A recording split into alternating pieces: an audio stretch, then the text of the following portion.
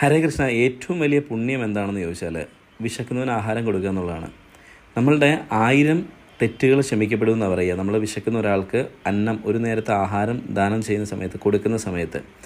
അപ്പോൾ ദിവസവും പറ്റുമെങ്കിൽ, സാധിക്കുമെങ്കിൽ ഒരാളുടെ വിശപ്പെങ്കിലും മാറ്റാൻ നമ്മൾ ശ്രമിക്കുക. നമ്മുടെ കൂടെ നിൽക്കുന്ന ഒരാളുടെ വിശപ്പല്ല ഞാൻ ഉദ്ദേശിക്കുക. ആഹാരം ലഭിക്കാൻ ഒരു സാഹചര്യവുമില്ലാത്ത, വളരെ കഷ്ടപ്പെടുന്ന, വളരെ ബുദ്ധിമുട്ടുന്ന, ഒരു നേരത്തെ ആഹാരം കിട്ടിയാൽ കൊള്ളാം ഭഗവാനെ എന്ന് ആഗ്രഹിക്കുന്ന ഒരാൾക്ക് നിങ്ങൾ ആഹാരം കൊടുക്കാൻ ശ്രമിക്കുക. കാരണം നിങ്ങൾ അങ്ങനെ ഒരു ആഹാരം കൊടുക്കുന്ന സമയത്ത് അയാളുടെ പ്രാർത്ഥനയാണ് അവിടെ ഫലിക്കപ്പെടുക. ഭഗവാനിലുള്ള വിശ്വാസമാണ് നിറവേറ്റപ്പെടുക.